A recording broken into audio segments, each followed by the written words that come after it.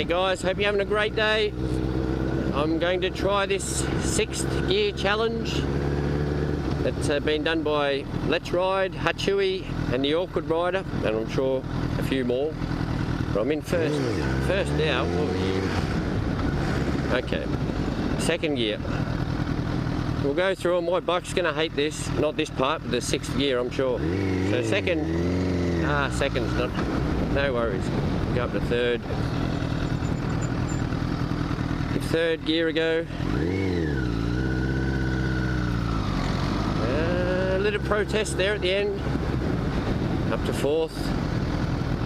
Oh, just out of habit, you want to go back down a gear. 4th gear. Oh, tappity. Alright, 5th gear.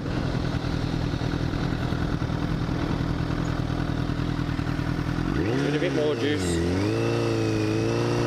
Ride the clutch. Oh, doesn't like that. Alright, now we're in 6th, top gear.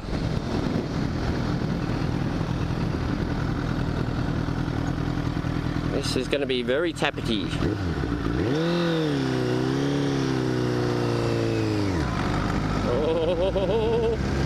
Oh, hit it with ease.